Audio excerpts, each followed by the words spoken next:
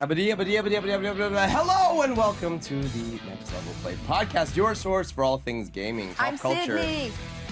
Nobody asked. I'm Marcus. Nobody asked. We have hot takes. We have exciting guests. Wonderful guests. Yeah. We have, we predict the future. We talk about the past. We get a little nostalgic at times because we are your best source for all things gaming. And esports. Right here. Right now. Next Level Play.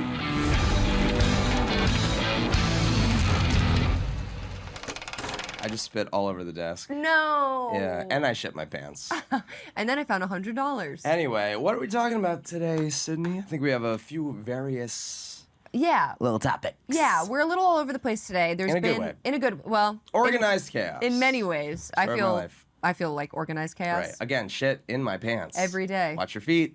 Squishy, squishy. We've made this joke before. It's not a joke. Do you want to start? What should we start with? Do you I want? think I want some peace in my life. Okay. Yeah. I want to make some peace. You want to make some peace? I do. Do you know who to call? I want to also get like body slammed and like full Nelsoned into oblivion by. Where are you, Sydney? Where'd you go? It's John Where I gotta Cena. Oh my gosh, my voice can't handle that. I know. We're like a little relaxed today because Marcus blew out his vocal cords. No, I want to scream. They're like, shh, Marcus, stop. Peacemaker, played by John Cena. Yeah. In the DC universe. Yes. Do you want to talk about it? I do. I know that I'm a little more of a Peacemaker fan than you are. We talked a little bit earlier. We should say there's a new trailer for season 2. Did you watch the first season? I did. And you really enjoyed it. I did. Which surprised me. Really? Yes. Because and that's fair because I'm so cynical about everything. Yeah. But especially Marvel. Especially comic book franchises. Yes. And I shit on Marvel all the time, and yet I still hold Marvel 10 tiers above DC. So the fact that I'm defending a DC, 100%. Okay. I just want to go to how this, and we have amazing staff here, but I just want to go to how this question was phrased. Oh, yeah. Voiceover actor. Here we go. New trailer for Peacemaker. Despite abandoning the entire DCEU canon, James Gunn keeps Peacemaker and Suicide Squad intact. How do you feel about the creative head showing favoritism towards his own projects? Because, as we know, James Gunn kind of took over the whole DCEU, which is a new acronym that, sure, why not? Towards his own project and disbanding the work done by others like Zack Snyder. Would you like to answer, or would you like me to make my obnoxious opinion known? Okay, well, my immediate off the dome thought about this was James Gunn's movies make money? ? Yes. And Zack Snyder's didn't do as well? And then there was the Zack Snyder cut. I sensed your sarcasm, and now I realize it's not sarcasm. You're just like laying out the facts. Is it the No. opposite? Keep going. Keep going, Queen. From my understanding, and I do not follow the DCEU. That's not a thing. They're trying hard. They're really trying to be What's Marvel. the E stand for? I don't know. Extended. Okay. I Extended universe. Duh. It's nobody not the says MCEU. No, they just say the MCU. Anyway, DCEU, Extended Universe. We're 4 letters instead of 3. That'll beat them. That'll teach you, Marvel. In my understanding, James Gunn has been quite a successful director and has done many projects, made a lot of money for them. Super and Slither, better than anything he's done in the last... Anyway. But from recent Zack Snyder news, Superman, or what was the one that's the Zack Snyder cut? Was it of Justice League? Justice League. Yeah.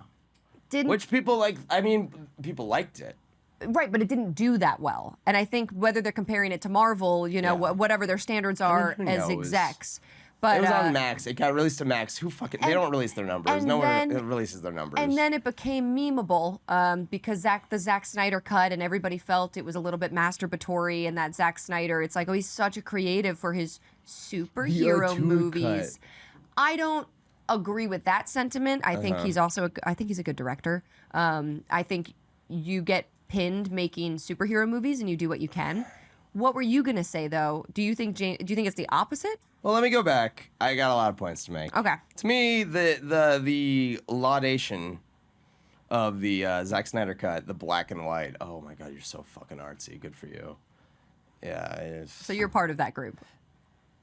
Of what? What group? People who hate Zack Snyder. I don't hate Zack Snyder. I just That's weird. I just appreciate good art. One Reddit search and it comes up as Zack Snyder hater 52, and then it's Marcus John. That's I mean, so listen. weird. I don't use my real name on the internet. Yeah, I'm not that joke yeah, would rookie never. Mistake. You would never. Okay, like again, let's reel back. Okay. Yeah, okay.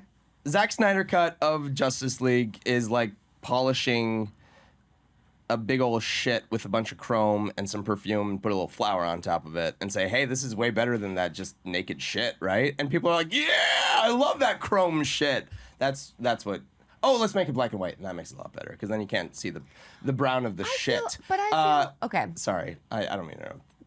No, Stop me before I go off because I'm about to go off. I just feel like Zack Snyder got a worse movie to direct. Like James Gunn, he gets fun stuff.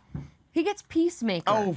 He gets Guardians of the Galaxy. Sydney, I love you, but... He gets fun stuff. Sydney, I love you. Zack Snyder gets fucking Gal Gadot and what? Zack Snyder gets the Superman movie, the first Superman movie made in like 20 years. Zack Snyder gets Justice League.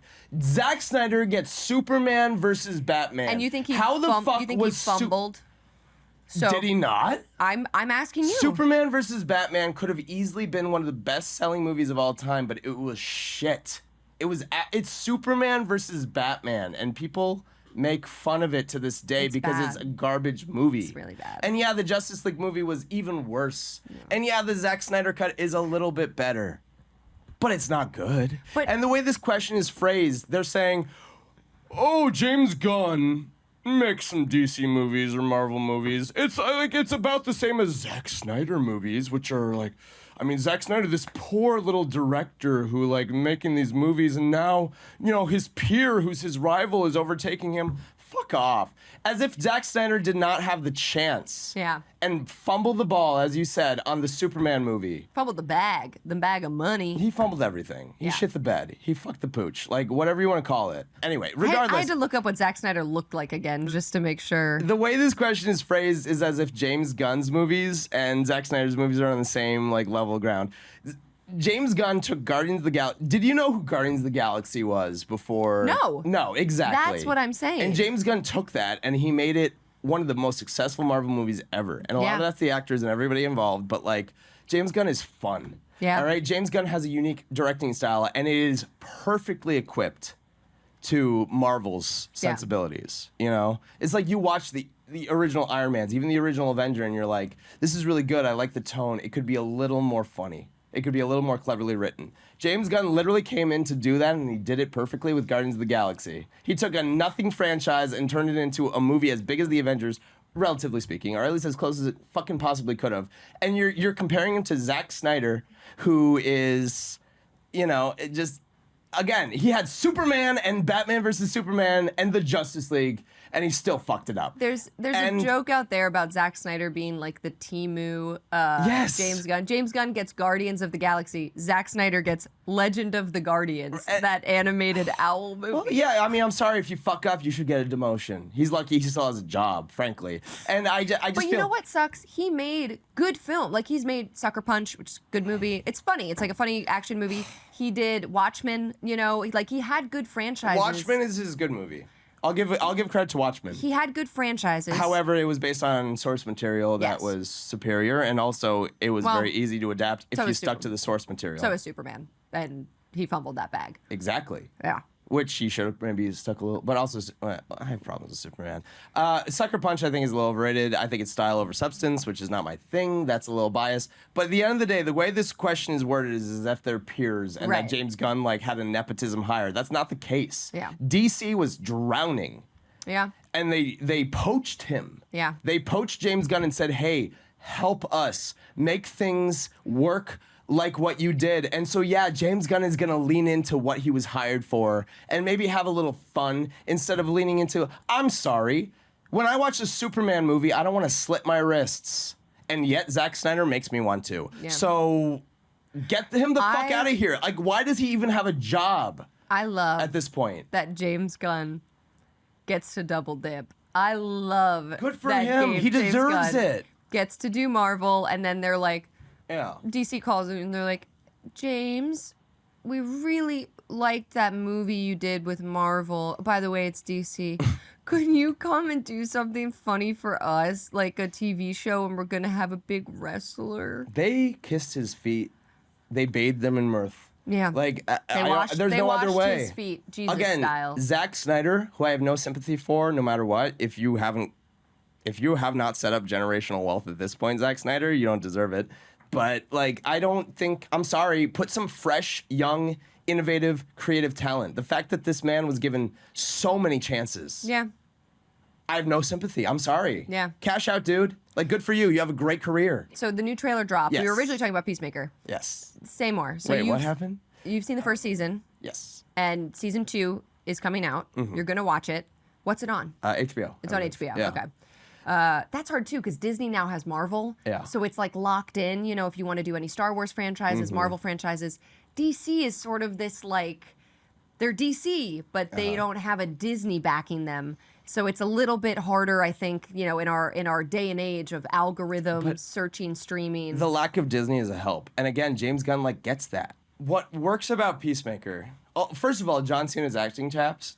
Yeah. Really good. Okay. I know that Surprisingly, shockingly good. I know that he can be very funny. Yes. And I know that Peacemaker as a series leans more into comedy than like gritty DC. Makes you want to cut your wrists. The opening theme song of Peacemaker is top 5 opening theme songs or like intros of any TV show ever.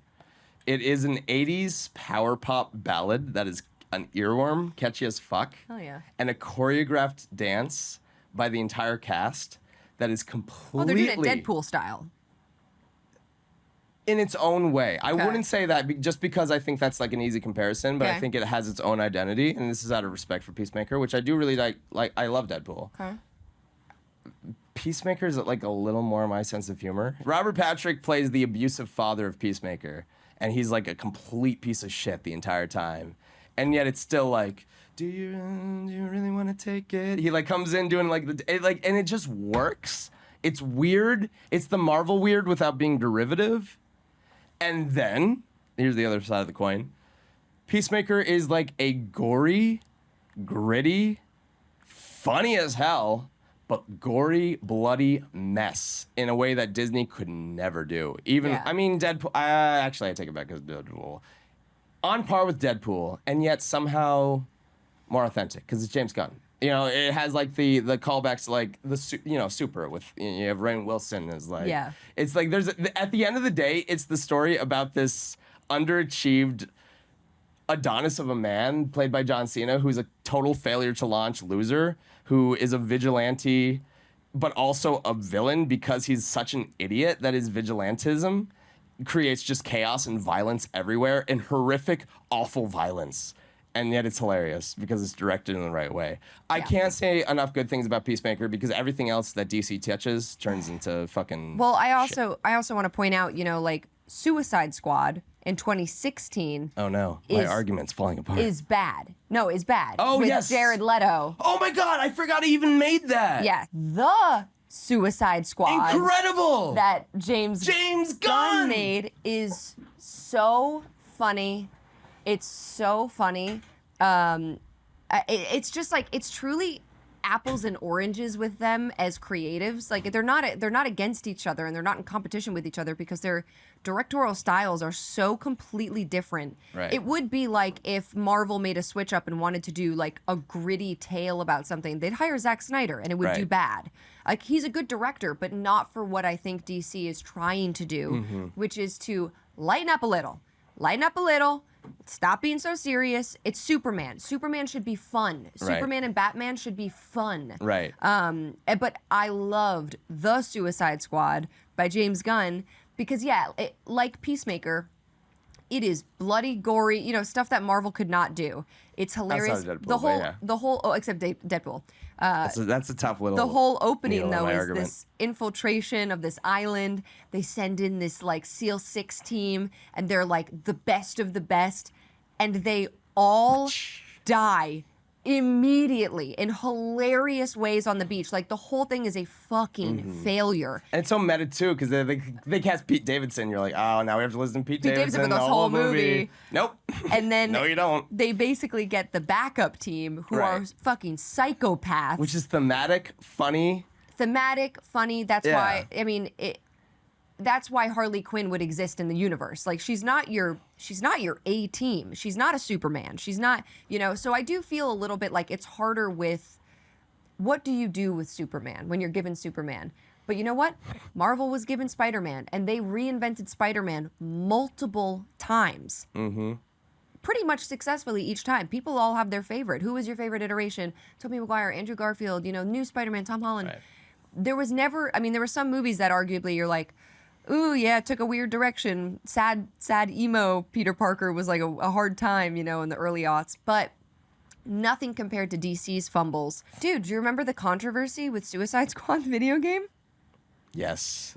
Last year. They got leaked, which is hilarious. And two, you kill fuck Batman. You kill Batman. You humiliate him. You kill him in like a horrible way for no reason. And I'm like, in just what to stir the pot fucking world, does Marvel, I know, and it's like, does Marvel, never do you like do a Marvel game where you're like, you're going to be the bad guys in this game, you're going to be Doombots and like something else, and you're going to kill Spider-Man. You're going to kill him. It's like, that just doesn't, nobody wants that. And even though the DC world is grittier and it can be gorier and sillier and funnier, you don't have to do what they did with the first Suicide Squad and with the video game Suicide Squad. It's just like, it's the wrong... Yeah. It's the wrong vibe. They are trying to achieve something and they are hitting a wall. Yeah. Zack Snyder tried it many, many times. He tried it for many different films. And what secrets does he know? Zack Snyder, again, very much just like the nepotism is there. I don't understand how he got so many chances. And you said something that struck out where, DC is the more cynical, like, dark version. Why? Why? It doesn't have to be. No, it doesn't have to be. It's because of Frank Miller with his amazing, amazing graphic novels and comics in the 80s. Watchmen is, like, nothing The Dark Knight Returns. Incredible. Like, that's why Batman is who Batman is. Yes. Like, the Michael Keaton, Tim Burton movie took inspiration from that. Like, that's why DC is, because Frank Miller is creative and chose to focus on Batman. We're talking about Superman, like the most boring fucking generic. Literally One Punch Man is Superman, but with a little tongue in cheek. So like Superman is so fucking overpowered. Dude, he's an alien. They have to kill him multiple times to create any kind of drama within his storyline, which is what they did. I guess that was Batman they killed in the Suicide Squad, but he's gotten close to the omnipotence. But that's the thing. It's like DC. It's desperation tactics to try not to rip off Marvel. But it's like they threw in the towel hiring James Gunn. That's what it's to me. Finally, DC. And this has been 10 years, Sydney. Like, like Man of Steel came out 10 years ago, and we all were like, what the fuck? Yeah. Let's go to the Avengers. Oh, there's a Marvel movie across the hall. Let's go to that. Yeah. And we all were like, DC, what are you doing? And they kept giving Zack Snyder more money. Yeah. But I think this will make a difference for Peacemaker as a second season. I think they're going to start to see and shift towards a more James Gunn-esque directorial approach. Well, he directed the first one. Right. But I'm saying with the success that came from the first one. Leading into it further. Leading into a second season. They greenlit a second season. It will be successful. I assume people were going to like it. Yeah. My two favorite properties from DC in the last 15 years. Yeah. The Suicide Squad and Peacemaker. So I'm all for it. Like, honestly, don't change a thing. Like, don't regress back to Zack Snyder bullshit. And that's for sure. I think Zack Snyder is trying to recreate what people liked about Dark Knight, obviously.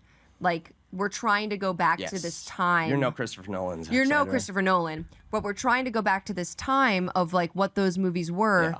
But it doesn't have that repeat value that Marvel is doing. Like, Marvel is spitting out more and more films. If they did The Dark Knight and they tried to replicate that over and over again, it also would fail. Like, I don't think it would be successful. Well, and it's honestly, Marvel got the kick up, and obviously the DCEU expanded because Iron Man came out and the Avengers are coming. And yeah, DC, I get it. And I respect the fact, we don't want to rip off Marvel. So we're going to do a total difference. It's like DreamWorks. With the expanded universe, which is the same. They're like, Rorschach is going to meet Superman. Yeah, well, it's more that instead of having like the lighthearted Tony Stark, like fun, kind of lighthearted, but still like, adventure of Avengers and Marvel, which is like a perfect balance, almost overly formulaic balance. DC's like, we're the dark, gritty one. Right. And it didn't work. Yeah. And I respect them for trying something different. For 10 years. Yeah, exactly. But, like, it didn't fucking work. Yeah. And it's not what we wanted. And you probably could have directed, like, an actual talented director, like a Christopher Nolan, but I'm sure it wasn't in the budget. So, like, because you had to put 8 more buildings blowing up in CGI. You know what I mean? So it's like, I don't give a fuck. And I'm glad that they're at least cutting their losses. It's embarrassing. So DC just, like, fucking put you, like, lean into the mistakes. Have a little fun. Don't rip off Marvel. You can't go too far, obviously, because then, we're going to make fun of you for ripping them off. But I respect you for, like, acknowledging your mistakes. Get the fuck rid of Zack Snyder, and then make some quality products. Make a couple more seasons of Peacemaker. Make a couple other movies that are actually fucking good, like The Suicide Squad. Keep doing what you're doing. Make some good shit, and you'll earn my respect, honestly. Like, that's where I'm at. Real G is moving silence like lasagna. Yeah. That's what I'm saying. Thank you, Lil Wayne. Thank you, Lil Wayne. Thank you, Lil Wayne. He's go, not Pat, dead. go. Another thing before we jump ahead to our guest who's coming back in. Yes. Metal Gear Solid 3 is coming out. I love Hideo Kojima. I think he's great. Hideo Kojima is awesome. I follow him on Instagram. I love to see his little posts. Talk about our tour. We're talking about James Gunn. Yeah, I mean, really. More so than those two. There's no studio influence. Hideo Kojima, I think, is a real, like a real girl's girl for the video game industry. And Konami did interfere, but he fought back. That's what I'm trying to say. That's also true, yeah. Rivalry. But I really think that he is a real supporter, and he's constantly reposting like other works of art that he likes on his personal account, but he will just post about like a film or a TV show or another video game or someone he just respects. Yeah. And I love it. It's so, I don't know. Genuine. He's earnest, and he seems to really care about the art. I mean, Death Stranding, like there's so many things. We'll talk about that. Yeah, there's so many things that he is so obsessed with and nerds out about, and Metal Gear Solid is one of those things. I mean, the man, like, he's such a fucking nerd for Metal Gear Solid, and he truly loves it. I think that's rare, especially for a bigger studio. You pump out successful game, and you're like, oh, yeah, just give him the fodder, just give him whatever. I think that Metal Gear Solid 3 is going to be good. People are excited about it. I haven't seen much. Have you seen much?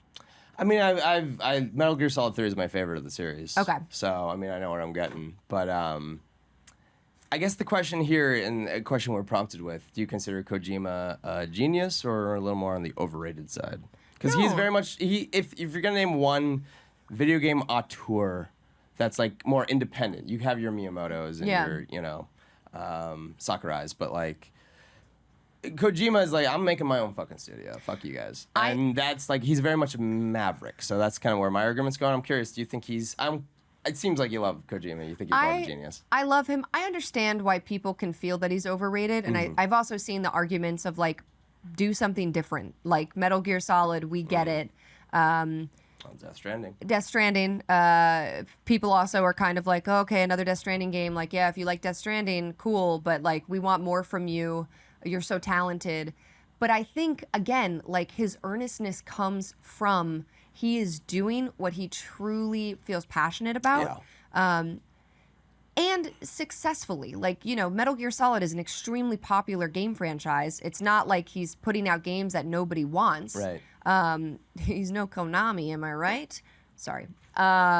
We want good games we want a good Silent Hill. Well, you don't want more pachinko machines? No pachinko machine. That's what you don't want more Metal Gear Solid Survive from Konami? I think the only thing that Hideo Kojima could do that would make me take pause is sell out. and do... Which he did the absolute opposite of. Yes. Yeah. If he started doing pachinko machines or started taking on IPs that were clearly not aligned with his vision. Yeah. I also... You know, he split from Kunawi, right? Yeah. Like To make his own. Because he was like, I want to make good games, and you guys are not allowing me to do that. And I have so much respect for him, for the respect he has for the actors. He loves the people that he casts in the games. Him and Norman Reedus are like best friends. Elle Fanning, like he literally has Monster energy drink flowing through his veins. That man doesn't That's one of the main sleep. characters of Death Stranding. Yeah, you do drink a lot of Monster and Energy you piss drink. Monster Energy right out. Yeah, I don't know. I just get such good vibes. But he never from sells him. out, right? What? He never sells out though. It's fine. I'm teasing. No, I'm with you. I'm so with you. I love him. I also just like, he's one of the, I think the way I look at it too is like, as an auteur, I would be honored to be in one of his games. Yes, It would be I like agree. it's like being in a Lynch film. Like I would have been honored to be in a David Lynch movie, and I look at him in a similar way where I'm like, you're a little freak. Yeah. You Yes. you like what you like, and you don't care what anybody else thinks, and I love that. I think your comparison to David Lynch is perfect because as I'm like movies are my life. Like movies are my life. David Lynch films not necessarily for me.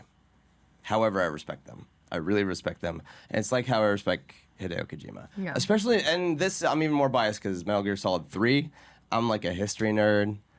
I'm a white dude that's about to be 35. Like I love World War II.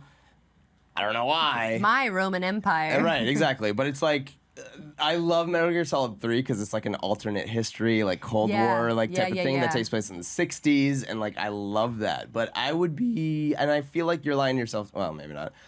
The story of Metal Gear Solid as a whole, it's like my favorite band is the Beatles. And most of their albums had 13 songs on it. And one of their albums had 40 songs on it. It's called the White Album because all of them were fighting. And so they just threw everything on the album and were like, all right, bye. And that's kind of what Metal Gear Solid is. It's a bit of a mess. Yeah. It's a narrative fucking mess. It's incredibly creative. One of the most creative media products of the last ever. And it's great. It's a little scattered and a little much for me. Yeah. As someone who plays video games more for gameplay than storyline. However, I really respect it because, like you said, he's an auteur. Like, he's a maverick. He has the... Like, I can't... I'm sorry. Let me... What's that? Oh, what's that? It's the brass balls that Hideo Kojima has. He let us rent him They're for heavy. a couple moments. Like, honestly, in such like a studio fueled industry, he made his own story. The story didn't make sense a lot of the time. It meandered. I hosted a 45-minute timeline about it, and I still don't understand anything. I gotta add in because we have to wrap this up, but like Death Stranding 2 is coming out as well. Right. I'm very excited. But he's a genius, is my thing. No, he's not overrated. My point was also, Death Stranding has a lot of story.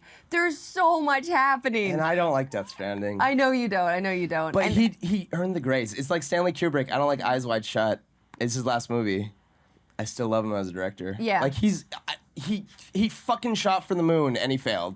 In my opinion, Death Stranding still sold fucking... Everyone loves Death Stranding. Yeah. I'm the weird one on that. The story is crazy. I mean, Guillermo del Toro's in it as the doctor, and like there's a lot of like very famous people in it. He's got a great stacked cast. The voice acting is great, but the story is so confusing. Like I love it personally, but it is a little bit like you don't play it to just be like, and let me solve the mystery, and I'm following all the plot lines. And the actual gameplay is like a Bennett Foddy, where you're literally the gameplay is walking straight and not falling down. Sometimes you it's get QWOP. Sometimes you get a motorbicycle. It's the dystopian QWOP. That is what Death Stranding is. However, regardless, I respect the fact that he had the balls to fucking try. I respect him for making Death Stranding 2. I respect him for sticking to his laurels and to just pursuing his truest form of art, even if others don't understand it.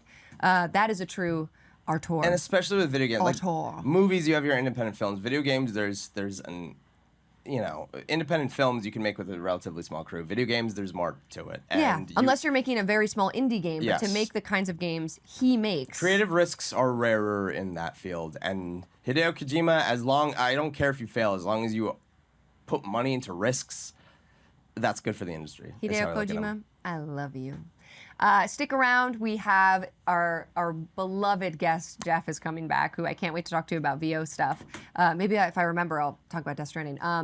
Stick around. Don't go anywhere. Look who the cat dragged in, Marcus. Just kidding. Look who we got back in the studio. Hi. It's Geoff Pictor, everybody! Hey! He's back! Thank you. Thank you for coming back.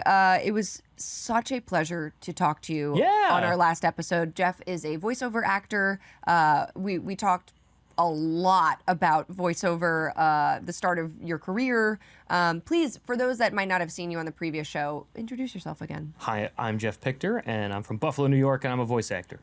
That's short and easy. But you live in New York City now. I live in New York City now. We touched on that in our last episode. Go watch it. If you don't know, go watch it. So what are you doing here? This is part 2. Yeah, this is part 2. Wait, watch the rest of this one. We wait. We don't Don't- want to fuck with the algorithm. Don't leave. Stay The here. almighty algorithm. Thank you, algorithm gods. I praise you. I worship you. Mute Any it. sacrifice. I'll Mute it. Run sacrifice in Sydney. the background. Yeah. Open Mute up a it. new tab. Open up a new tab. Run in the background. While you're at it, head to my Twitch. Open that up. Let that run in the background. Yeah, there you go. Yeah. Do you want me to sacrifice Sydney? I will. No, don't. No, wait. No.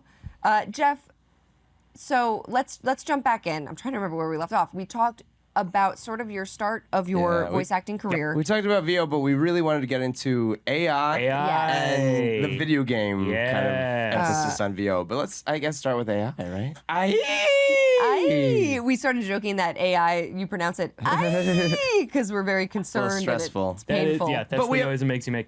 We have slightly different takes, I think, Sydney and I, based on our past conversations. Sydney is a little more on the actor side of, hey, we're worried. This is like cynical. This is plagiarism. I'm a little more on, come at me, bitch. Like you're not going to compete with, like, you're going to take all the service jobs, but actors you're not going to replace because people know the difference if something's in front of the camera or not. It's like CGI, you know? Here's my thought on not necessarily like business. Like I can't get too much into like the union contract negotiations and everything. I'm not a union actor, so I don't want to pretend. Yeah. But I am. Good for you. In addition to being a voice actor, I am a heavy consumer of this type of media that these kinds of things will touch. Like I'm big into cartoons, watching them. I love, I play a lot of video games, so this is my take as primarily a consumer.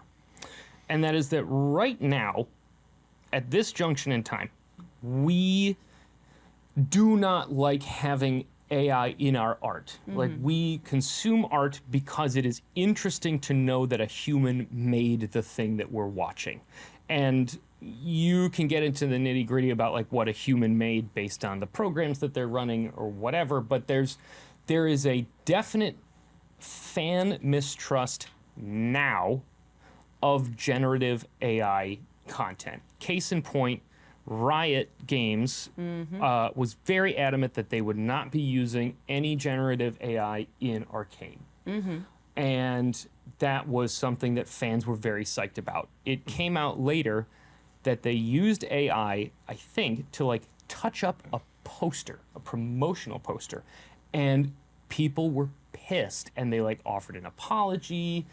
And as far as Riot Games can apologize, I don't know, but A post on Instagram, and they were like, but you can tell that there's a fan backlash against it. Right now, I believe companies are betting that in maybe 5 years, maybe more, that feeling will not be forever. That there is going to We'll get tired. We're going to get tired. Society will accept it more. The models will be better. Like, Phil DeFranco always says, like, we are seeing this technology at the worst it will ever be ever again. Like, it's only going to get better. So it's going to be harder to detect in the first place. And the cultural idea of it is going to be less icky. Like, people are going to be less icked by it. So companies are betting on that. And once that happens,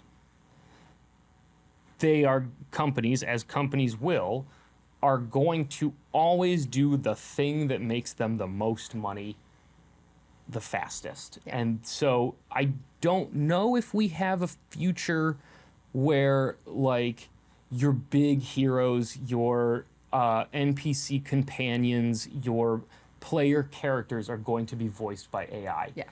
Because, quite frankly, nobody wants to go to a Comic-Con and meet their favorite large language learning model Yes. Yes. or the programmer behind it. Yes.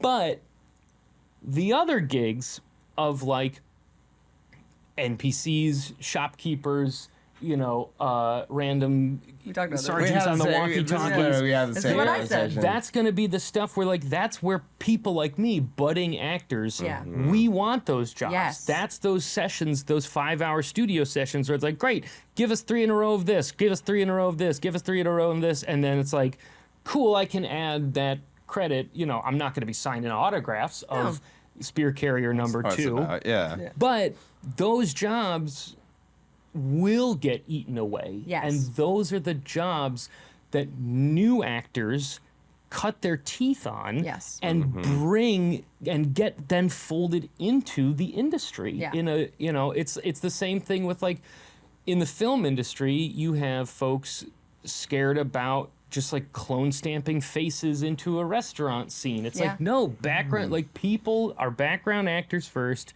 then they get their day player rate, then they get their co-star. Like there's an on-ramp to this. Yeah.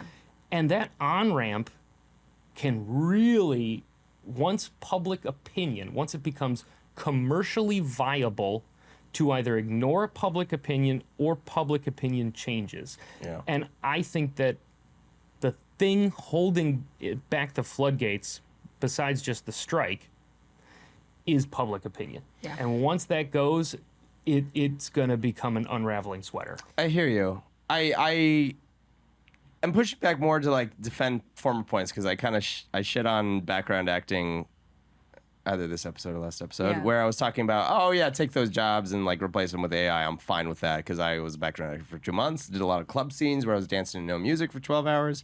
Sure. It's awful getting paid $74 after taxes for a 12-hour day of work. And like, but also, yes, people want those jobs and taking away those jobs is a problem for sure.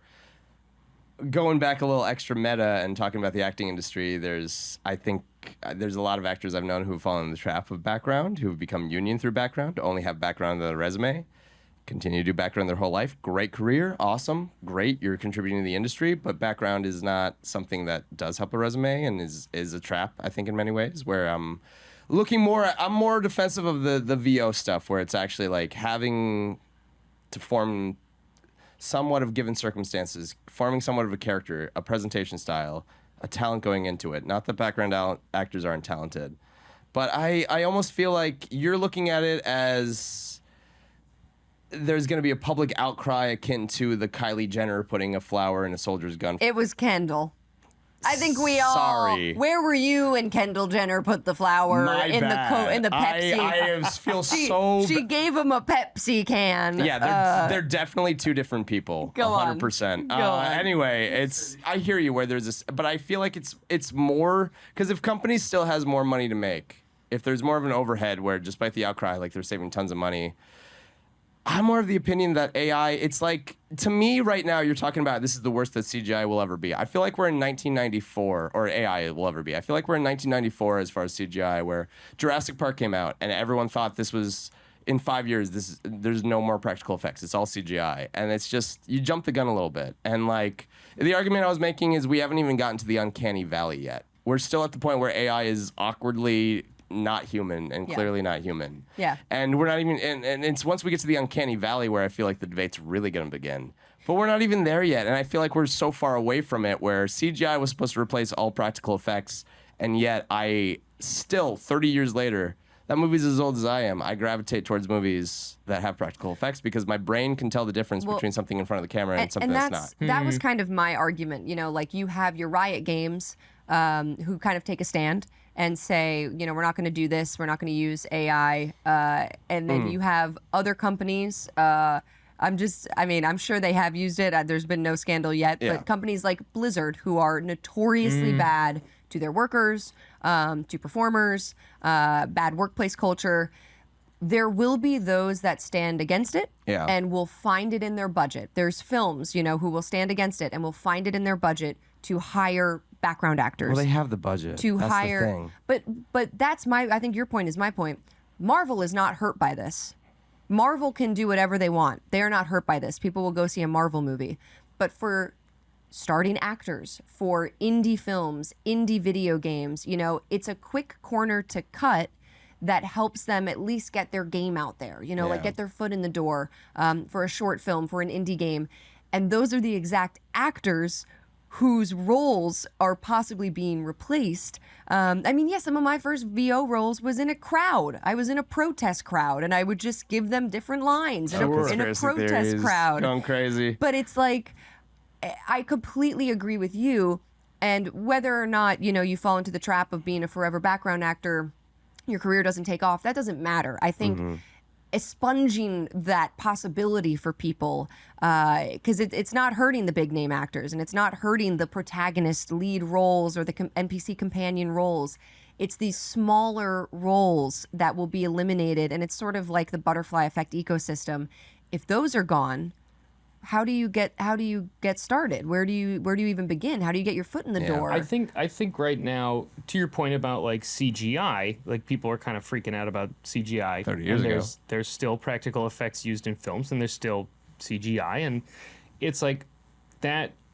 30 years ago, they didn't know what was going to happen, Yeah. and there's been a lot of course corrections and overcorrections, and That panic, though, with is like, like... but the CGI panic got is really there, good, but, and then like, it got really bad, and then it got really and good we- again. And we don't know, but like it's the we don't know of it all. And I think because generative AI is not CGI. Yeah.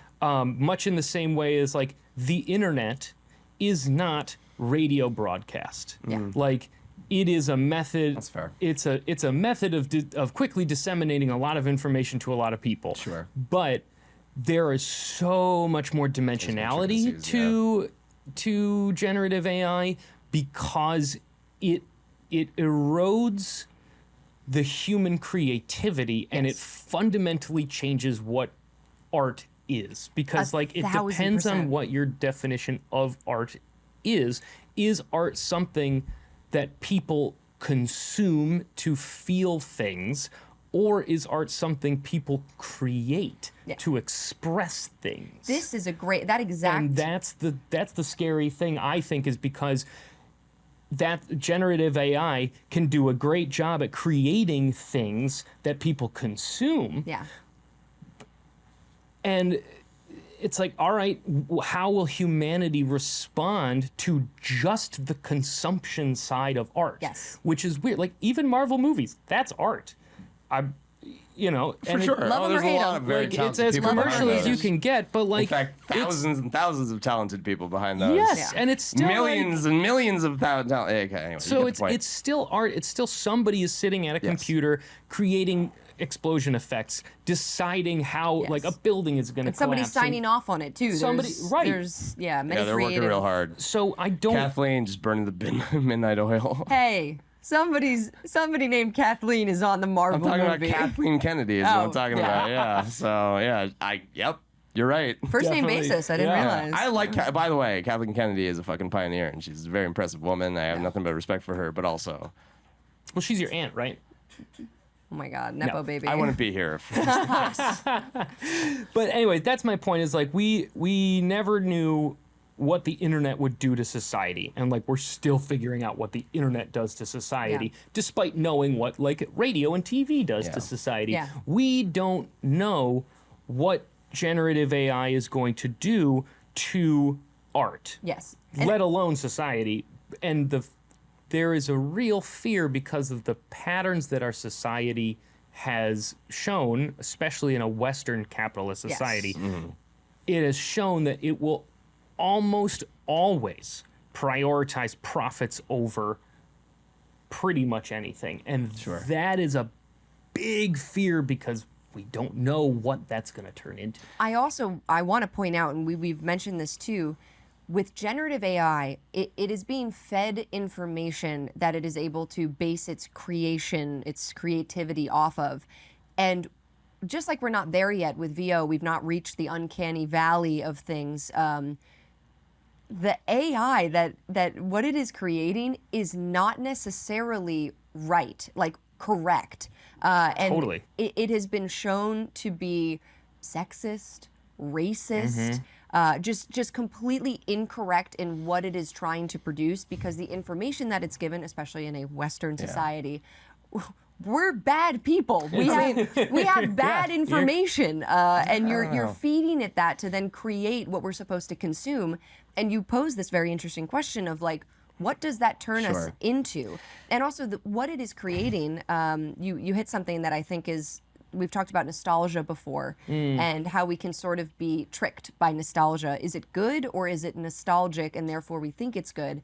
You know, the whole Ghibli AI outbreak that happened. Oh my God! It's like and especially some of the images of, oh my God, wasn't there one of like an immigrant woman being detained? I'm like, what fucking timeline are we in right now? Yeah, like, truly the darkest timeline. Bizarre. And people were just like, oh my God, me and my dog, Studio Ghibli style, like, thank you, Miyazaki. And it's like, one, he would stab you. That is not his belief at all. He is so anti-AI. Yeah, like, he I wouldn't cannot he wouldn't stab keep you. keep his He's name. a good man. Keep his name out of your mouth.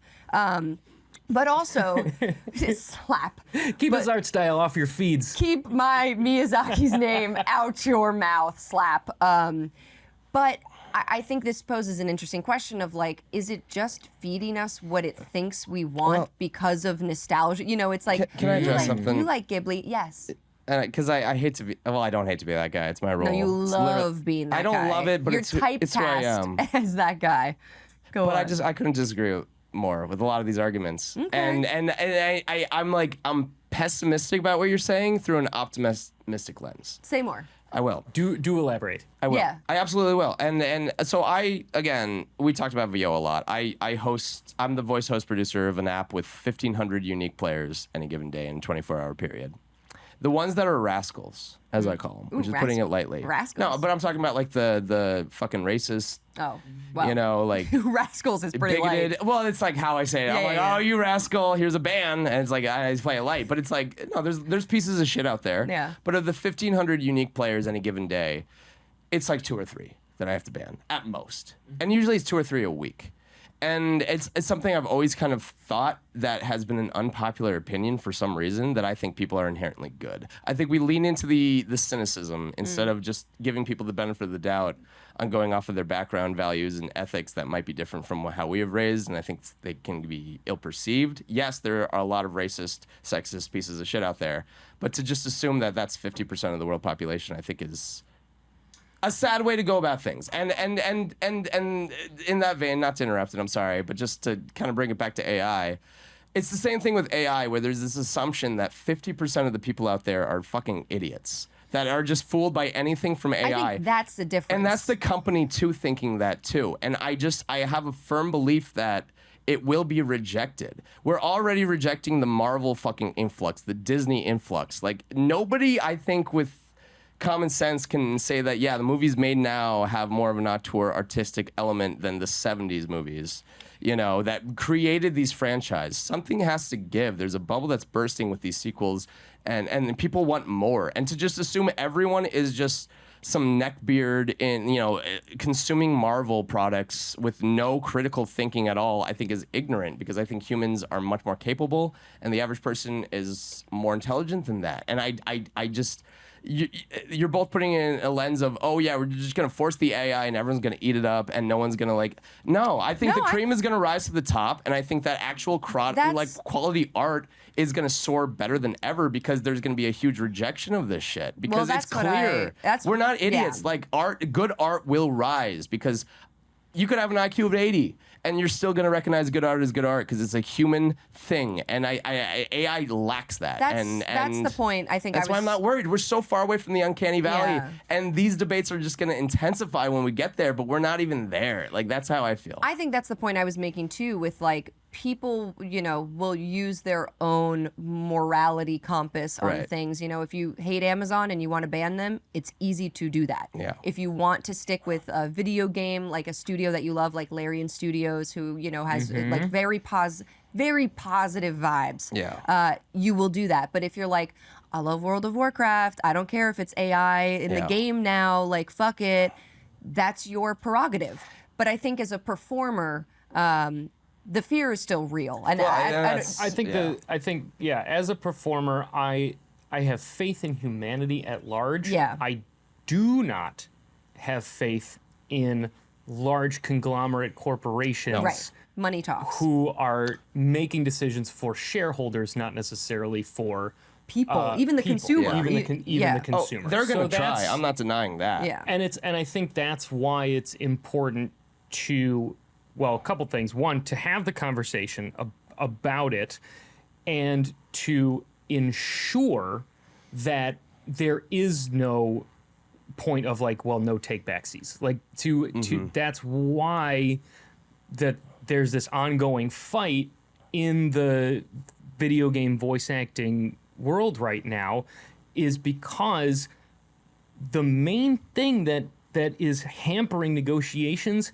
is the lack of accepting AI riders, AI clauses. It's like, guys, why is this such a sticking point? And the sticking point, I think, is because at some point these companies want to have this AI ace in the hole where they can use, because it's not just final product AI. It's like we are scared about companies using our voices to train AIs. Yes. I mean, you can do a 5-hour session and you get 20 minutes of usable material, and that gets cut down to 5 minutes that makes it into the game. Well, there's 5 hours on someone's hard drive of some actors saying the same phrase as many different ways as they want. That's and data. Nothing in the contract. And nothing to says they say. can't- So suddenly it's like, look, I know I've got a unique voice. And if you train an AI model on my voice, You and it's like, hear you can hear yourself. me. And it's the same as seeing like, oh, that's a Ghibli style, that's a Miyazaki style drawing. It's like, oh, that's a, Geoff Pictor sounding character. That's and Marcus John's face in a crowd of a film he wasn't in. What exactly? And that's the fear too, is like, why can't it just be like, all right, fine, we won't use your voice for trainings. We won't use, like, they want that in the like, pocket. They want that in the back pocket.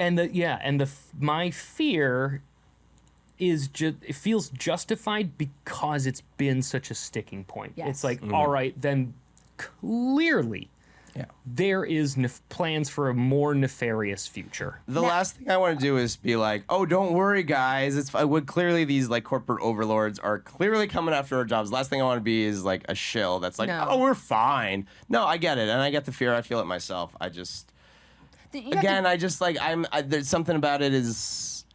There is a bit of fear mongering, I think, happening. And that's the politicalization of it all, it's too. The is thing like of people now factor. Constantly saying, "Is this real?" And it's like, yeah, obviously, AI voice can't you do would this. know if it isn't. Yeah. But I don't know if we are going to recognize when we won't be able to that tell, point happens. because it's like look, we're given a lot of like American AI models. ChatGPT is our number one, but like there's stuff coming out of China, there's stuff coming out of Russia that we have not been exposed to yet, and we won't even it may get to a point where we won't even know when it happens. how to detect it. Which is why I say, like, that's freaking scary. It is scary, and it's why I say adapt or die, because we have two options as a country. It's like we can regulate everything and limit this technology, this tool, while Other neighbors and countries, rivals take advantage. And it's like that's just the reality of the world we live in geopolitics, which sucks, but it just is. But I still, it's the argument I made earlier, and then I'm done. But I still have a little bit of credit to the human brain as a animalia, like we have a natural built instinct to recognize things that are imitating us.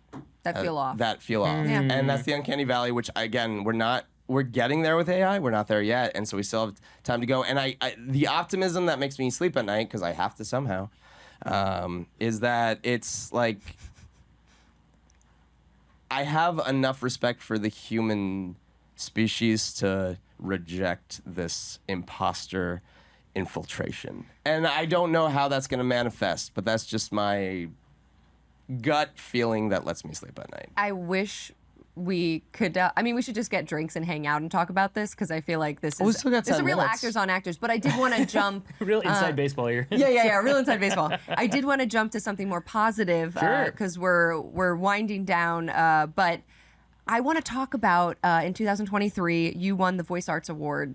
I was Voice- nominated. You were nominated. I was nominated. Okay. Still. So I want to hear about this. Okay, so this was a nomination for my games and animations demo. Oh, cool. And it was a fun demo to do because it happened in a couple of stages. Cyborgs and Cybots! Welcome to the 2025 Intergalactic Robot Massacre! Brought to you by new coffee-flavored Twinkies, a Hostess survival product.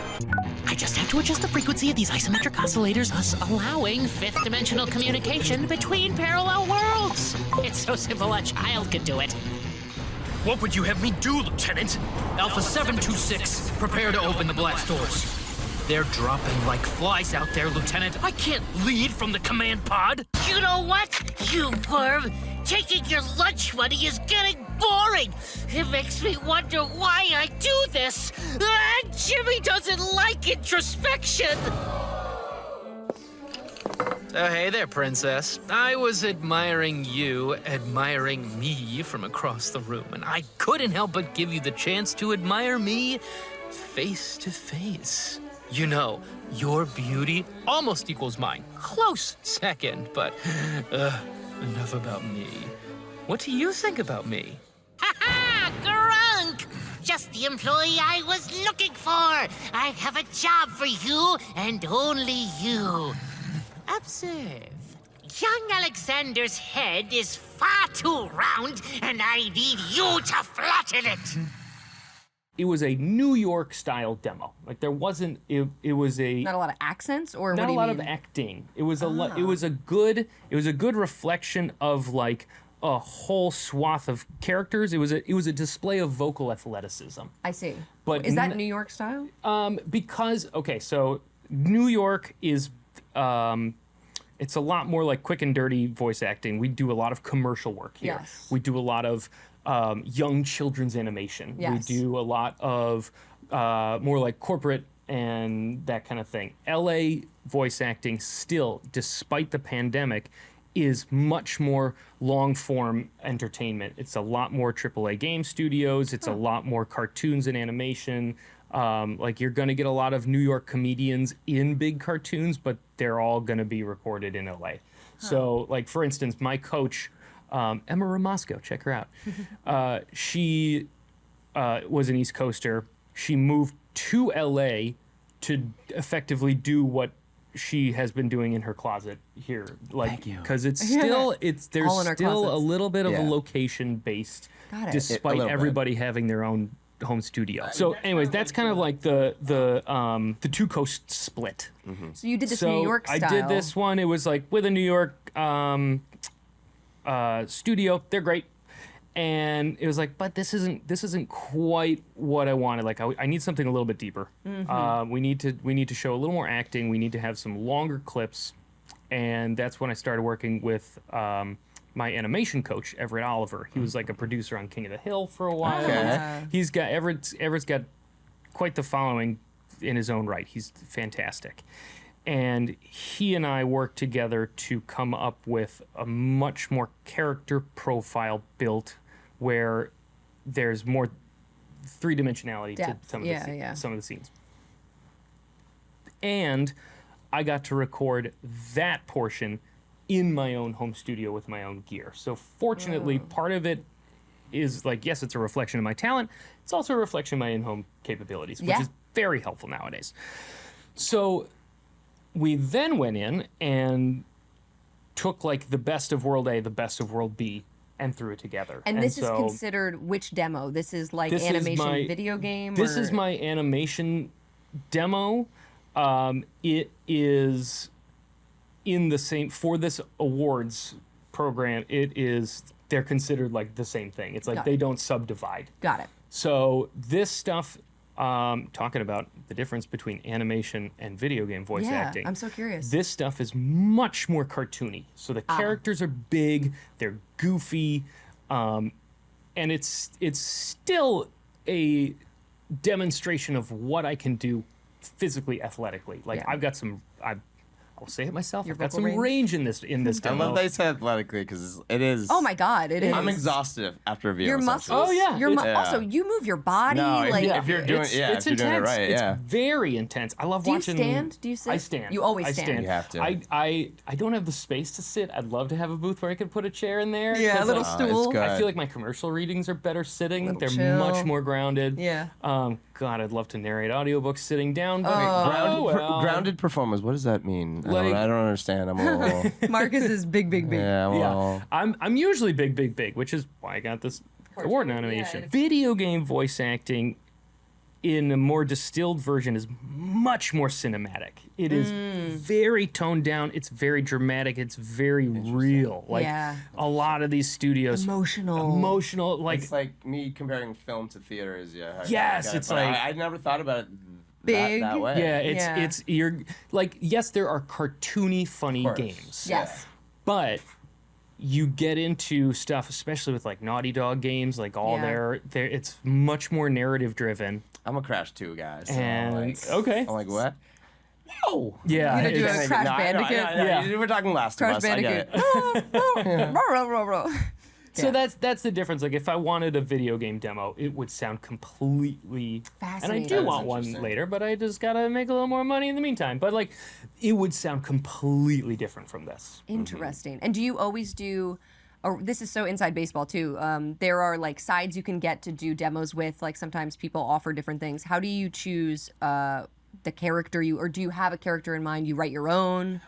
So my last piece on this one, I did write my own. The rest of the copy, we find copy that is specific to the voice actor. You do not want to go into a demo house that churns through demos, that has the copy printed out, ready to go. Same shit. You're given Yeah. like a dog-eared copy that other people have. You do not want You that. see circles on it, and you're It's like, that, what the like, hell? and those kind of folks are out there. Like, there's Oh, yeah. money to be made There is off money to of be made. hungry people, And you need voice it. actors are hungry. You need reels as actors, and if you don't have experience, like It's honestly, and it's not a bad option, but it's be smart on who you choose. go 'cause to the yeah. community, go to the VO Yeah. communities, the Reddits, the Facebook groups. Say, hey, who do I watch out Yeah. for? Because Yeah. those people are Well, out there. and the work is there. Like, and I built my reel off of, half of my credits when I first had a resume were for free, half of them were paid, and I had a chip on my shoulder where I moved to New York and refused to work for free. But it's also like you got to get experience. You have to build a reel, and an authentic reel. I think, like AI, casting directors know. Oh, they yeah. hear the same scripts too. It's like Oh, and you you're can dead. tell when You're something dead in the is- water. You're That's dead. what I'm saying. I've had casting directors tell me about folks who have stuff on their Yeah. demos that they cast, like the real one. They're like, I know this copy because I cast this session, Yep. and Yep. you went, and they know the person who Right. did the demo because they're poaching their material. Don't Oh my insult the God. casting Yeah. director's intelligence. They've been in this career for 30 They- years, and you've been Wow. here for a couple, and it's not you. I'm saying Well, general people the- who like the take the royal you. shortcuts. It's like you assume you know everything, and you don't. I and have a it's- question then. So for folks at home who might be interested in voice acting or trying to get into it, maybe trying to do their own demo just to get started, Yeah. you wrote your own for That's the characters. way. I wrote That's the one- way. I wrote one piece. For character I you was had like, in For a mind. character I had in Whoa, mind. you wrote One Piece? No, I wrote One Piece, all 1,500 episodes. Oh my God. That's why you guys had me, What right? I a can't believe we humble guy. haven't talked about One Piece That's yet. crazy. We'll have to have you back. So I only wrote like one bit. Okay. And it was like something I wanted to do. It was important to Was it me. goofy? It was very goofy. It's Okay. the last one. If you listen to it, it's like the little evil villain guy at the very I end. can't wait. I love him. But the rest of it was copy that my coach had on hand because of like shows that he's worked And your on that voice was type. never Yeah. produced. Yeah. Well, Or yeah. he worked with some script writers for getting copy together. And again, these were things that were never produced, Yeah. and these are things that aren't on someone else's Yes. demo. Yeah. That's the thing. And again, because you found someone who will work with you, who understands. Like my agent, drop me, please. Like, I have a tough relationship. She won't even meet with me. And it's like, I want to show you my personality. And I'm stuck in a 3-year contract and I'm pissed. Like, it sucks. But you know someone who actually is, like, listening to you, knowing your talent, and harboring it. What I'm saying is avoid the factory kind of pay a bunch of bucks to give you just... Because they're out there, exactly. They are out there. You know, what you're saying is, Coaches, like... studios, be careful in New York City. There's a lot of people. They're making money hand over fist, and they're now... It's not just folks in New York anymore, because they've got everybody from, Jamoke, Indiana, who's got a microphone and a Zoom connection. Yep. Right. And so those folks doing are a seminar and making you pay $40 for a Zoom call. Absolutely. Don't do it. And it's like, I mean, pay good money for the seminars. But for good seminars, like check your pedigrees, check those websites, the coach, the casting director. Coaches. Yeah. Because it's tricky. I want to ask one more thing because we're low on time. What is your favorite project that you've done, or a character or a voice you've come up with, even if it didn't get made or something? What was like something really fun for you? So fun for me. Maybe those are two different questions. Feel free to answer them separately. I got to do. This was like a back-to-backer. So one of my first ever. I got cast off of an audition, and it was like you get that phone call, and oh my god, and it was for a vegan self-help line during the holidays from Oatly. They put out Oatly, yeah. I love Oatly. My girlfriend's vegan. I drink their oat milk. I was the voice of when you call into their helpline and you press 2. I gave non-confrontational talking points about why having a plant-based diet is a good thing. It was a ton of fun. It was original. Oh my gosh. It was silly. It was very self-aware, which is Oatly's whole thing. And it was seasonal, so they used it for. It was nice and quick, and then a couple months later, the studio that produced that piece got in touch with me and directly and said, hey, we are doing a fake podcast promo for rad power bikes. And so I got to be the promo podcast voice for this fake true crime documentary where they were searching for the most bored person in America. And was it just one ad, or was it it was a series. It was a whole series of ads. It's on the clip is on my homepage because I love it, and I got to be the promo guy, and then they also wanted me for another voice of a guy calling in who's super bored, and it then turned into a whole contest where folks would record videos of themselves being really bored, and the most bored or boring person got a free $4,000 an e-bike. electronic bike, a really nice e-bike. Those are expensive. They're so expensive, and it was so fun to go through their website and watch all the submissions. There's thousands of submissions. I was like, oh, I was part of that goofy little marketing thing. It was so fun. World for VO, like you said, it's the Wild West. It is cracked open. There's so many things you would never think the is originality a job. out there is fantastic. How it's fun. so fun. And it's also it's a networking. It's I used to say I'm terrible at networking because I can't chase people after my with my resume here. But that's not what networking is. You showed up, you did your job, you did a good job, and you were remembered. Yeah. And that's all networking is. That's Show what up, networking is. be pleasant to work with, and you will get more work. Best place for networking. This is why I'm always pushing constantly be learning. Best place for networking are things like the workshops. Yeah. 100%. Yes. Because you are doing stuff. The people leading the workshops, that's agents, they're casting directors, they're coaches. Yeah. And so you're learning from them, and they're like, damn, that guy was pretty good. 100%. And so you send your little follow-up email, and they're like, oh, thanks, by the way. And that's something else. That kind of thing. That's where it all, those are the rooms where it happens. It happens. But you're also getting an education at the same time. Yeah. And that was the point I was trying to make last time. It's I've scrapped and scraped and blah, blah, blah, blah. I still have a chip on my shoulder. You have a certain humility of again, Meryl Streep still takes acting courses. Yeah. And that honestly makes a difference. It's my biggest regret in my own career is that I haven't been able to It's never too and late. I have now. No, and I have in the last couple of years. I have, but the first 7 years of my career, it's the fuck was I doing? Yeah. I was a kid, but anyway, sign it off. We simply have to wrap it up. We have to go to our tier list. Geoff, man, would you come back if we were to call you another time Like, to hang out? At the drop of a hat. We Oh. don't even have to have. We don't even We have have to the cameras on. microphones. We can just hang out. This Yeah. this has been This is a joy. so We can all get such paid a if joy. we can all get paid if you do it on camera though. So anyway. Oh, yeah, we actually- Oh, Yeah, okay, then we in do it that on case, camera. never mind. Yeah, all right, we gotta Go. put it in the can. Geoff Pictor, Appreciate find him on his website, find his work. This has been so much fun. I can't wait to hear about what future projects are happening. I guess I'll just have to wait for that game. It's called guess Get so. Prepped. Get Press Prepped. X to play. Ooh. So keep an eye out for that. Oh, I absolutely will. How exciting! And before we go, plug yourself again wherever Yeah, people find you. Find me on. I'm a Geoff Pictor VO. That's GeoffPictor on Instagram. Honestly, it's kind of nice. I am pretty sure I'm the only GeoffPictor in the world. Okay. If somebody with a Geoff Pictor birth certificate can send me, Can call me, You get a free you e-bike. get a free whatever you want. There because can be only one. I don't think you exist.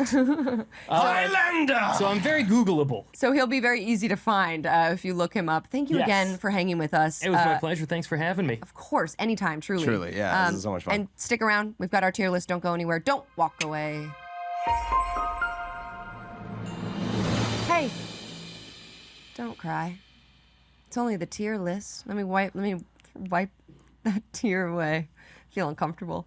I did it to myself. I mean, why are you? This I bodily fluids. You don't need to. I introed it and I did it touch and their I hated face it. like that. Yeah. it's- Sorry about that. Sorry I touched your face, girl. Let me okay. just do it one more time.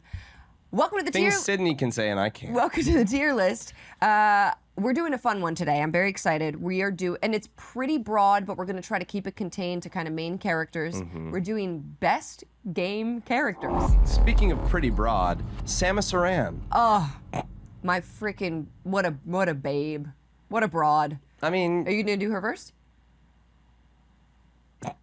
All right. phrasing. Are you going to tier list her? I don't know. I'm feeling a little cynical, Sydney. Maybe you should start What? with some positivity. What would you put Okay. Samus as?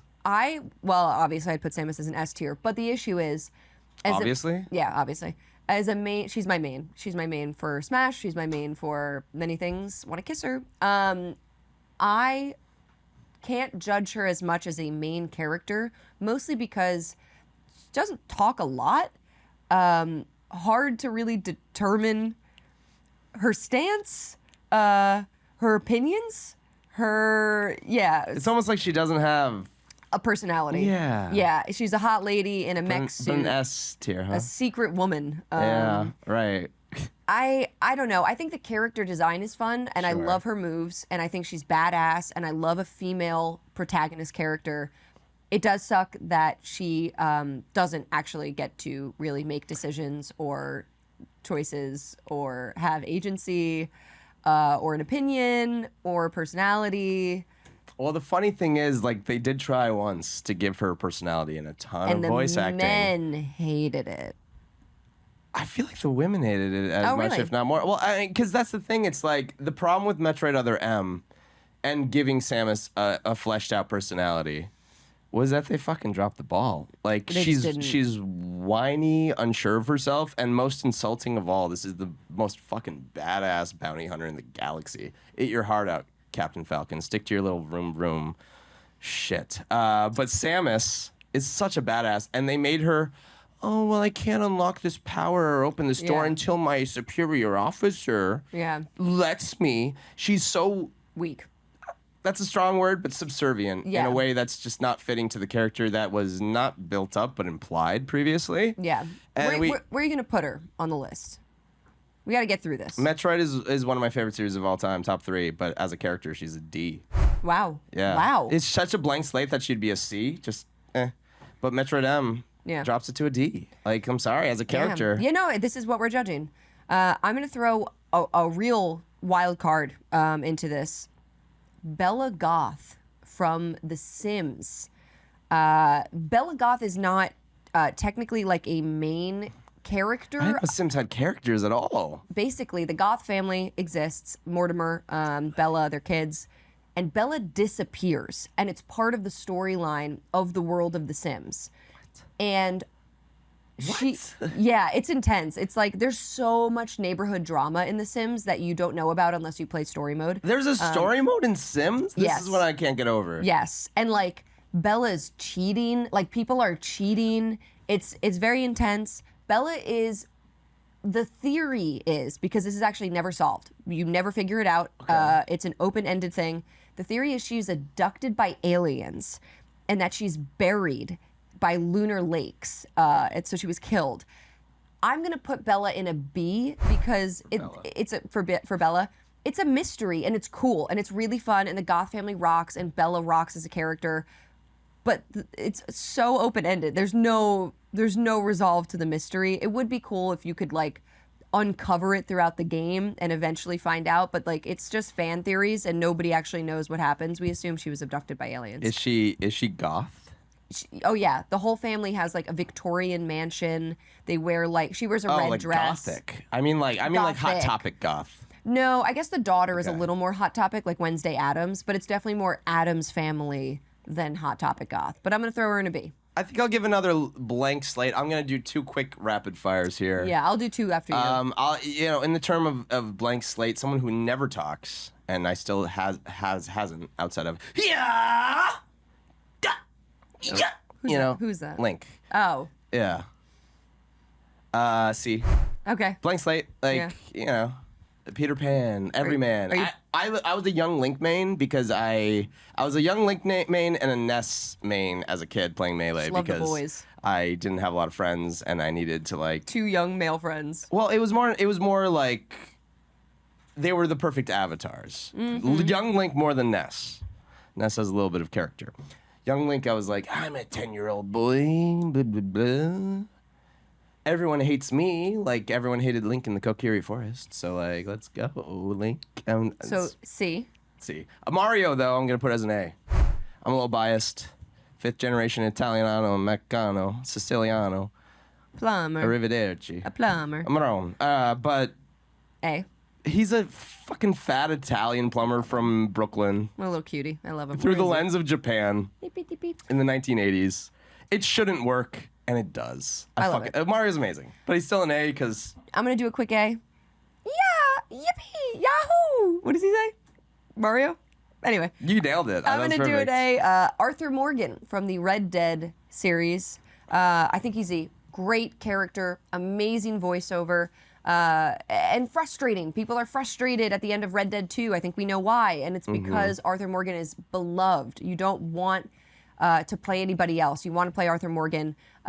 He's got, and you can make him good or bad, you know? You've got your morality scale. A lot of different directions you can go with him as a character. He's complicated. He's dimensional.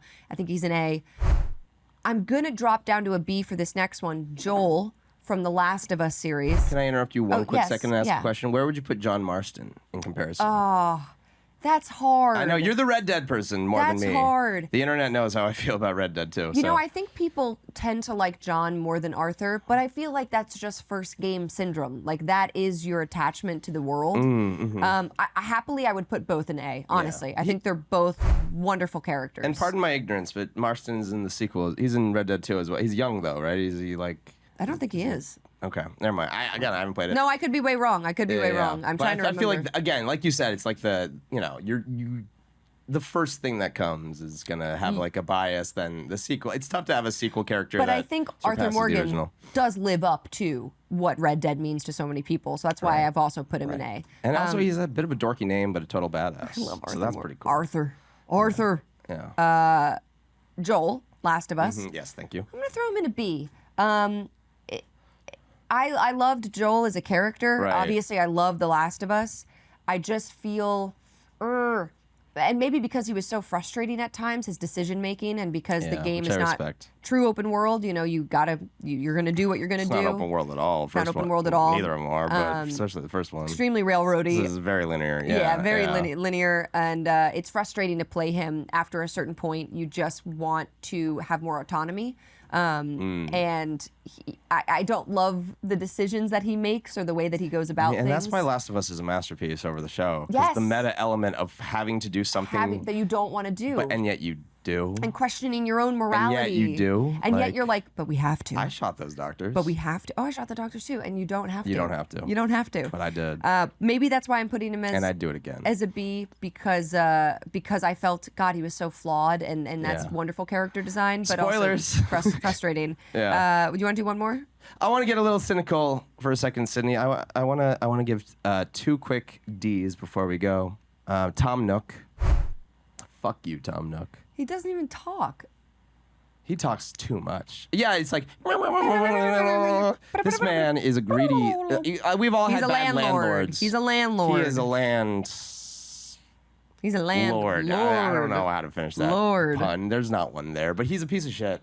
And I'm sick of paying for him to upgrade his store as cockroaches run under my furniture and my shitty little dwelling. Sackboy, I just don't know why PlayStation would make a scrotum of all things into a mascot. It doesn't make any sense to me. I mean, I get it. Be bold. Try to not be Mario. where you but putting like, he's a Sackboy? D. He's He's gonna put him in B for balls. Anyway, that's our tier list for today. Sackboy's in D. You heard it here first. Why would they do that's so inappropriate? Next up, we have Post-Market News. You ready? Speaking of inappropriate. Samurai's waiting at the just right there in the corner. Hi, Samurai. Hey, Samurai. We got to jump to that, so stick around. Not happening at Yankee Stadium. fuck They the are Brewers. class. Fuck the They are Brewers. class. They are not class. Frank Sinatra, they'll beat your ass, but they'll do it only if they're truly justified. Mets fans will beat you for looking at them wrong. Take Mets fans are the me out nicest. to the It's like ball. no, you got This Philly thing. fans are the bottom of the barrel, They're right? not Then even- you have Boston fans, then you have Mets, and then Yankees are like above everything else. No. Guys, we're rolling. Oh no, we're rolling. Sorry, we were having an argument about sports, but that's not why we're here today. Unless you're going to Unless you predict are, something about that's sports. right. But we're here at Post-Market News on Next Level Play with Samurai, our psychic who predicts wonderful pop culture events that are going to turn your mind inside out In one way or another. in one way or another. What is your prediction for today, Samurai? Let's get right into it. Right into it? You want to Yeah. get right Yeah, into it? Yeah. I do. Okay, all right. Yeah, this is gonna be a big one today. Now, I came today. Situated. I came here today with a burning hot prediction. Is this a video game prediction? No, Okay. Now, I know you guys are huge weebs. You talk about this all the time. I won't deny. It's not my expertise, but I enjoy. Now, even though it's not your expertise, certainly you know about the piece, the One Piece. Yes. Yeah, and that's what everybody calls it. Yeah, the piece. Yep. You're in the piece. You read the new chapter of the piece. Yep, that's what they say. My favorite piece character is Usopp. Cool. I like Luffy. Anyway, so here's a One Piece prediction for you. Now, as we all know, the premise of One Piece is that Luffy wants to be king of the pirates. And in order to be king of the pirates, he needs to find the mythical, legendary treasure, the One Piece, which nobody knows what it is. It's the big central mystery of that story. Will he find the One Piece, and what will it be? Over 1,000 episodes in, and we'll never know. That's right. I didn't actually know this. Oh. So basically, One Piece could just be called MacGuffin, and it would be the same fucking thing. We'll have to wait till the because end it to could be find real. out. It could be real. could be A real. MacGuffin can be real. I thought a MacGuffin has to be a lie. No, I don't Or think just so. kind of a- MacGuffin is just like a inciting item that is like. I thought it was like a red herring. Like I don't it's believe so. Not okay. No, I think it's like whatever it needs to be as like just a placeholder of like. Yeah, the quest. One it's- Piece colon Tell you what, MacGuffin. Yes. it's less like a MacGuffin. It's not an insult. It's more of a holy grail. Yeah. Sure, Which yeah. is a Classic- MacGuffin. The Holy Holy Grail. Grail. Is You the think the MacGuffin of Grail's Last also a Crusade. MacGuffin? It is the MacGuffin of that We are film. deep in the tropes. We're deep in the Fine. tropes. It's fine. Again, not an insult. Knee deep in I'm sorry. tropes. Semantics. Semantics. Go on. So, the prediction today is that the One Piece, the mythical treasure in One Piece, the titular One Piece, is a really cool One Piece bathing suit. It's literally One Piece. And this came to you in a vision? Came to me in a vision in the fitting room at a fine retailer. It hit me. Samurai, what were you trying on? No free plugs. What were you trying on? No free plugs at the show. Just name one item of clothing that you were trying on. Why does it matter? Just seems like perhaps you were influenced by what you were doing in the dressing room. I have a lot, as you can see, I have a lot of good garments. What are you wearing Headband, under that? Sunglasses. It's for me to know, for the people at home to pay a special fee to find out. I have a little trepidation here. Just a little reason why I think this might be a problem. I would never admit to being a degenerate pervert. Okay. You know, but I've spent Not a on lot. camera anyway. No, I mean, Not on camera. I've spent a lot of time on the internet, though. A lot of time. So a you lot are, of lonely so you days. are a degenerate. I'm not. I would never admit it. But I dare say there is a lot of current content on the internet involving One Piece bathing suits and the yes. characters of One Piece. Oh, yes, for a long I dare time. say at least 43 different things off the Sure. top of my head. We so all I are dare familiar say, with DeviantArt. I dare say that this could spiral in a situation that's already spiraled vastly out of control when it comes to the One Piece community. Yeah, But you're here's the sort thing. of giving gooners like a big open door. Yeah, validating their depraved thoughts and Their feelings. gooner-esqueness. Sorry, let me just take this back a second. Is this an anti-gooner podcast? Absolutely not. Yeah, we can't lose our- Absolutely Because I'll not. walk. I'll walk. No. I want to make this clear, and I will say this on camera. Big fan of the gooners out there. All Sydney, of you, what are you Stay doing? All of tuned you- and stay goons. all of you gooner mod makers, keep it coming. I love what you're doing to games like Skyrim, Kingdom Come, Deliverance 2, Baldur's Gate. Yup. Thick mommies, shout out to you. And yep, I just need to get that clear. just had to get that off my chest. We just had to make sure that this was a safe space. Here's my issue. If there's only One Piece, There's One Piece. does Luffy get to wear it? Like, how are you gonna? Well, he's king of the pirates, so but yes. he's got a crew who he respects. They'll all wear it together. It's made of elastic. This opens up more. I seriously have more questions. One amalgamation. One more One question. Whole crew in a Yeah, suit. We're that gonna- actually does. That's thematic. We're gonna have to end this at some point. But one more question: did you get a visual of like what this looks like? Picture this. Yeah. Understated, simple, elegant, gray, Oh no, millennial gray. slate gray. Oh no, like every apartment in New York that's been Yeah. remodeled. I mean, it's in the ocean. There's like porpoises and whales, and Yeah, you know. God, we have They're coral gray. reefs too. You would think that they would do But something. you gotta blend in, and, like be all sneaky. You know Little seals. what? I think just out of sheer MSRP $14.95. I think just like the fandom, I can like feel the fandom because we're gonna make it to like 5,000 episodes before they find this. Easily. Right. The anger that they will feel upon learning that this is the MacGuffin. Ooh, Simpson scale. I think I'm gonna give it a super evil Mr. Burns. Really? Just like But you don't think it's excellent? no. He's not saying that. He's not saying that. okay. He's just going. Is he going to release the hounds? No, he's not saying anything. Oh, no. That's a bad Burns. I'm gonna give it a same quality as the Simpsons finale. It's gonna be as good as the Simpsons finale. Ooh. And since neither of these things are gonna happen in my lifetime, I think it's pretty safe. We'll prediction just there. never know. We'll never know. Yeah. We'll never know. For a future prediction, I guess. For a future prediction. Our grandchildren, maybe. Samurai, Yes. thank you for that really interesting prediction you have. Sorry to all of the One Piece fans out there, I guess. And all the gooners. And all the gooners. Took a brief stray, but we Yeah. got back on track. Don't say brief. We didn't Sorry. say booty, which Gooner- I'm actually very impressed Yeah, with. wow. Oh, we didn't say booty Yeah. once. You guys want to just get a few in right now? Yeah, everybody say booty. We'll drop Booty, it in. booty, booty, booty, rocking everywhere. Booty, booty, booty, booty, rocking everywhere. Booty, booty, booty, booty, Rocking everywhere. Rocking everywhere. Rocking everywhere. Bye-bye now, Miss New Booty. We got to end the show and do this stuff later. Okay, hell yeah, that was okay. New Let's do it outro? again. That's amazing. Me and Marcus are just two cuties.